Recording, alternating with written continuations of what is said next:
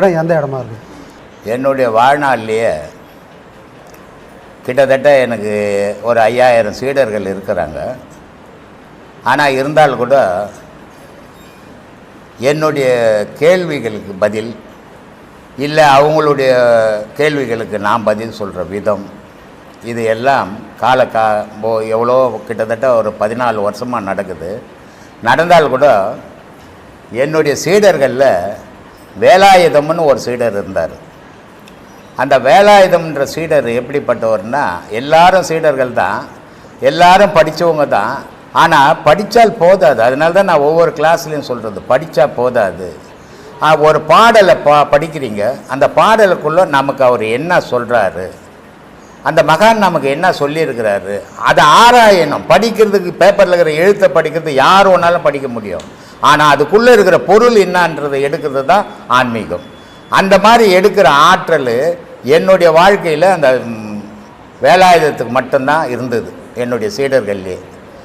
அந்த வேலாயுதத்துக்கு அடுத்தபடியாக இன்றைக்கி இருக்கிற ஆன்மீக சீடர்களில் என்னுடைய மகன்றதுக்காக நான் சொல்லலை, ஆனால் அவனுக்கு இந்த ஆன்மீக பாடல்களில் பொருள் தேடுறான்.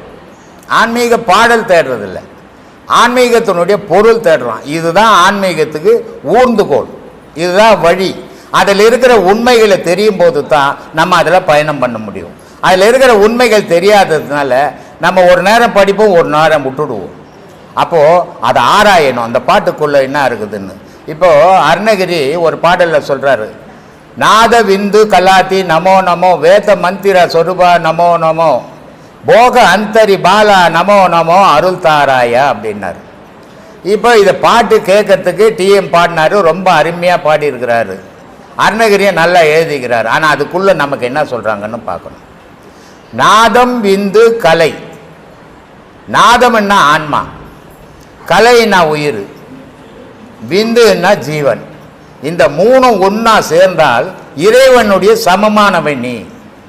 அப்போ உன்னை இந்த உலகத்தில் எந்த தீமையும் எதையும் செய்ய முடியாது. அதுக்கு இந்த போக அந்தரி பாலா நமோ நமோன்றாரு. போக அந்தரி பாலானா கீழகிற ஜீவனும் மேலகிற ஆன்மாவும் இணையணும். இது அந்த பாட்டினுடைய பொருள். இது இணைஞ்சது பிறகு இந்த குழந்தைக்கு வரம் கொடுக்கறது, வரம் தாராய், என்ன வாழ வைக்கிறதுக்கு வழி சொல்லு அப்படின்றது. ஏன்னா அப்போ தான் அது முடியும்.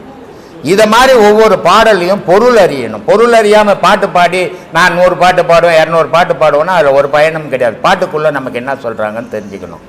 அந்த ஆற்றல் வேலாயுதத்துக்கு அடுத்தபடியாக இந்த ஆசிரமத்தில் இவன் தான் அந்த வேலையை செய்து